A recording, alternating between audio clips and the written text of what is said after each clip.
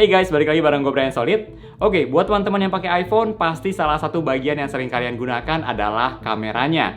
Tapi mungkin kalian pernah ngalamin kok foto atau video dari iPhone kalian nggak sebagus kayak orang lain. Gue sendiri juga udah upload cukup banyak hasil foto atau video dari kamera iPhone di Instagram atau YouTube. Dan kadang gue dapat pertanyaan seperti kok hasil fotonya bisa seperti itu padahal udah menggunakan iPhone yang sama, tapi hasilnya berbeda. Nah, makanya di video kali ini gue akan share semua setting kamera iPhone yang gue gunakan supaya kalian bisa mendapatkan hasil foto dan video yang maksimal dari kamera iPhone. Untuk video kali ini, gue akan contohin menggunakan iPhone 14 Pro, tapi tenang aja karena kebanyakan dari setting kamera iPhone yang akan kita bahas di video kali ini, itu juga ada di tipe iPhone lainnya. Oke, yang pertama kita bahas setting buat fotografi dulu. Oke, buat teman-teman yang menggunakan iPhone 12 Pro, 13 Pro, atau 14 Pro, gue sangat merekomendasikan untuk foto dalam format ProRAW.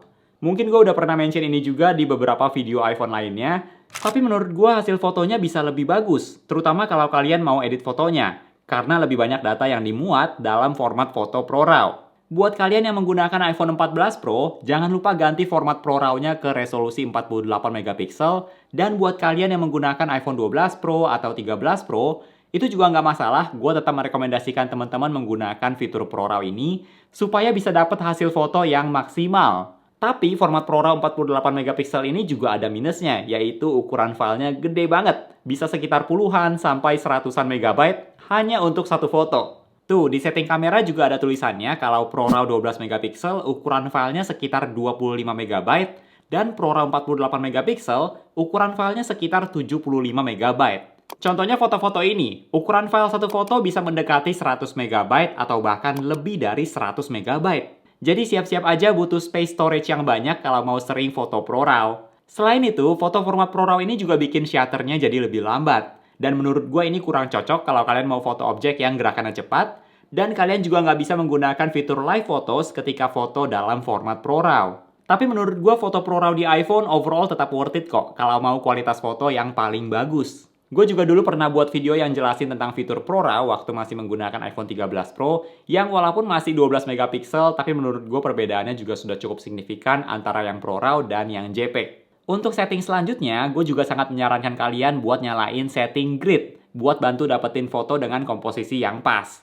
Setting grid ini juga bisa bantu teman-teman buat cek foto yang mau kalian ambil udah lurus atau belum, dan bukan hanya untuk foto aja, tapi fitur grid ini juga bisa kalian gunakan di video. Lalu setting view outside the frame juga gue matiin. Ini biasanya setting yang bawaan dari Apple udah otomatis nyala. Tapi karena gue terbiasa menggunakan kamera profesional juga yang cuma bisa lihat apa yang ada di dalam frame, jadi kalau misalnya bisa lihat apa yang ada di luar frame itu justru menurut gue agak mengganggu gitu. Makanya gue matiin setting ini. Lalu selanjutnya untuk fitur photographic style, gue pribadi juga nggak menggunakan fitur ini, jadi tetap pakai yang standar aja bawaan dari kamera iPhone. Nah, kenapa gue nggak menggunakan fitur photographic style ini? Karena gue pribadi suka untuk edit foto, terutama dalam hal warnanya, supaya bisa gue atur sesuai dengan selera gue sendiri. Makanya gue pilih yang standar aja dan nanti gue akan atur sendiri warnanya di aplikasi editing. Tapi kalau teman-teman mau lebih simple, nggak ribet, kalian bisa pakai fitur photographic style ini supaya foto-foto kalian punya look yang mirip satu sama lain.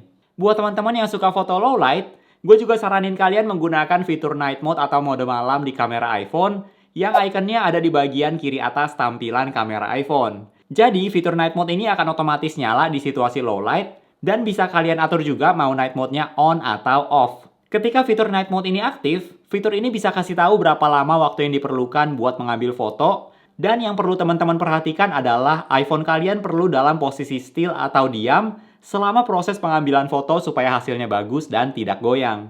Semakin lama detiknya artinya semakin lama juga waktu yang diperlukan untuk mengambil foto tersebut, dan semakin lama juga iPhone kalian nggak boleh goyang. Kalau teman-teman ada tripod buat HP seperti ini juga bisa sangat membantu buat foto night mode. Setting selanjutnya, gue juga nyalain macro control. Nah, bawaan dari iPhone sendiri macro control ini masih off, jadi kalau teman-teman foto objek yang deket, kameranya akan otomatis ganti ke kamera ultra wide supaya bisa foto makro, yang kadang bisa agak mengganggu karena kita lagi nggak mau foto makro. Tapi ketika macro control ini dinyalain, kalian bisa atur kameranya mau ganti ke mode makro atau enggak. Sedikit ekstra tips buat kalian yang mau foto makro seperti ini, make sure tangan kalian nggak nutupin cahaya pas foto objeknya. Karena kadang gara-gara mau foto objek sedekat mungkin, tangan atau HP kita bisa nutupin cahaya dan akhirnya foto makronya jadi kurang maksimal. Gue pribadi nggak terlalu sering sih foto makro di iPhone, tapi kadang seru juga bisa foto makro kayak gini. Untuk foto bisa dibilang itu aja sih setting yang menurut gue cukup penting supaya hasil foto kalian bisa maksimal. Untuk selebihnya gue nggak ada atur yang gimana banget. Banyak setting yang gue gunakan juga merupakan setting bawaan dari kamera iPhone sendiri. Nah, masih soal foto di kamera iPhone, aplikasi editing foto kalian juga sangat berpengaruh nih buat mempertahankan kualitas foto. Karena banyak aplikasi editing itu bisa ada kompresi sehingga mengurangi kualitas foto, atau foto format RAW kalian diubah ke format JPEG ketika kalian edit di aplikasi tersebut. Kalau untuk gue pribadi, aplikasi editing foto pilihan gue adalah Adobe Lightroom. Aplikasi Adobe Lightroom ini udah terbukti lah di industri profesional juga banyak yang pakai. Dan yang bagusnya lagi, Adobe Lightroom yang ada di iPhone juga fitur-fiturnya udah sama dengan yang ada di iPad atau laptop. Termasuk Adobe Lightroom ini juga bisa baca foto format ProRAW, sehingga kalian tetap bisa edit dalam format ProRAW. Adobe Lightroom ini merupakan aplikasi berbayar, dan sekarang pas video ini tayang ternyata lagi ada diskon, jadinya harga subscription-nya adalah 53 ribuan per bulan. Dan sudah termasuk Adobe Photoshop juga. Plus buat kalian yang masih pelajar atau guru, kalian bisa dapat akses ke semua aplikasi Adobe dengan harga subscription 100 ribuan per bulan. Ngomong-ngomong, video ini tidak disponsori oleh Adobe ya, tapi memang gue sendiri menggunakan Adobe Lightroom untuk keperluan edit foto. Next, kita lanjut ke bagian video. Untuk video, gue biasanya rekam dalam 4K 30 fps, dan ini selera sih menurut gue.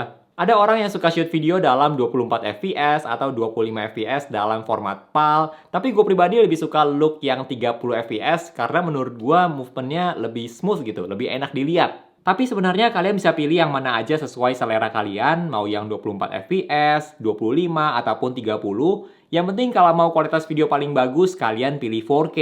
Dan kalau yang 4K 60 fps ini, lebih ke arah untuk slow motion aja sih. Jadi kalau ada beberapa bagian yang kalian rencananya mau dibikin slow-mo, nah kalian pilih 4K 60 fps. Tapi menurut gue jangan digunakan untuk semua shot ya. Contohnya di bagian ngomong kayak gini yang nggak perlu slow motion, itu menurut gue akan terlihat agak aneh sih kalau semuanya 60 fps. Tapi sekali lagi, kalian bisa cobain sendiri, terus lihat perbedaan videonya dengan fps yang berbeda, dan nanti kalian bisa tentuin mana yang sesuai dengan selera kalian. Lalu gue juga nyalain setting Enhanced Stabilization ini supaya lebih stabil, yang ternyata hanya ada untuk seri iPhone 14. Dan gue juga nyalain HDR video. Nah, memang kalau nyalain HDR video ini kadang-kadang bikin agak mengganggu karena pas kalian nonton videonya, tiba-tiba layar iPhone kalian jadi lebih terang. Tapi menurut gue lumayan membantu kok buat syuting di situasi yang kontras tinggi seperti ini. Karena kalian masih bisa mempertahankan detail di area yang terang dan gelap. Selain itu, gue juga matiin setting auto FPS supaya nggak otomatis ganti frame rate, dan setting lock kamera ini juga gue matiin. Kalau kalian mau kualitas video terbaik dari iPhone, selain menggunakan resolusi tertinggi yaitu 4K, kalian juga bisa menggunakan fitur ProRes yang hanya ada untuk iPhone 13 Pro dan 14 Pro. Tapi teman-teman bisa rekam video dalam ProRes 4K kalau kalian menggunakan iPhone dengan storage minimum 256 GB. Kalau iPhone 128 GB maksimal hanya 1080p yang tetap tidak sebagus 4K biasa.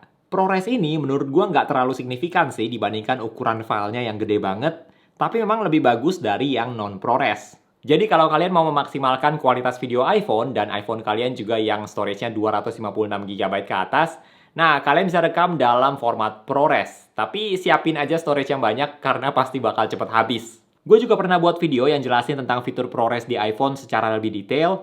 Kalau kalian mau tahu lebih lanjut, tinggal ditonton aja di video tersebut. Nah, gue juga mau share beberapa bonus tips buat teman-teman yang nonton video ini. Yaitu yang pertama, usahain selalu menggunakan sensor kamera utama atau kamera wide di iPhone. Kadang mungkin kalau kita mau foto objek yang agak jauh sedikit, kita mager buat jalan lebih dekat. Akhirnya kita pakai kamera yang 2x atau 3x telefoto biar dapat focal length yang lebih close up. Tapi sebenarnya kalau memungkinkan usahain selalu foto menggunakan sensor kamera utama karena itu yang paling bagus. Termasuk portrait mode juga gue pribadi nggak terlalu suka karena kalau kalian foto pakai kamera utama dan jaraknya cukup dekat, kalian juga bisa dapat background blur yang lebih natural dibandingkan menggunakan portrait mode. Kecuali untuk foto atau video ultrawide, karena hanya bisa pakai kamera ultrawide ya cuma itu aja pilihannya. Tapi selebihnya kalau memungkinkan untuk jalan lebih dekat ke objek, kalian bisa dapat hasil yang lebih bagus menggunakan kamera utama. Lalu tips selanjutnya buat teman-teman yang mau upload foto atau video ke sosial media, make sure kalian udah nyalain setting di aplikasi sosial medianya untuk bisa upload high quality seperti yang ada di Instagram atau TikTok dan sebagainya. Karena mungkin teman-teman pernah ngalamin pas kalian udah buat video bagus-bagus, terus pas di-upload, kok gambarnya jadi lebih pecah dan gak sebagus aslinya. Nah, itu bisa jadi karena kalian belum nyalain setting upload high quality ini. Paling teman-teman perlu ingat kalau setting upload high quality ini dinyalain, tentu akan makan kuota yang lebih banyak juga ketika upload. Dan masih berhubungan dengan upload foto atau video ke sosial media, gue juga menyarankan kalian untuk ambil foto atau videonya dulu di kamera bawaan iPhone. Jadi jangan langsung rekam dari aplikasi Instagram atau TikTok, supaya kalian bisa mendapatkan kualitas terbaik dari kamera iPhone kalian. Nanti kalau sudah foto atau video dari kamera iPhone, baru diupload ke sosial media. Kecuali kalau kalian mau menggunakan filter atau efek tertentu dari aplikasi sosial medianya, itu berarti kalian harus langsung rekam dari aplikasinya. So, itu dia setting kamera iPhone yang benar yang gue sendiri juga terapin supaya gue bisa mendapatkan kualitas terbaik dari kamera iPhone. Kalau menurut teman-teman setting mana nih yang kalian baru tahu dari video ini? Atau kalau misalnya ada setting lainnya yang menurut kalian juga bagus? Atau kalau ada yang kurang paham dari setting kamera iPhone, boleh banget untuk tulis di kolom komentar ya. Thank you buat teman-teman yang udah nonton video kali ini. Jangan lupa untuk klik tombol like kalau kalian suka dengan video ini dan juga subscribe supaya kita bisa ketemu lagi di video-video yang berikutnya. Bye!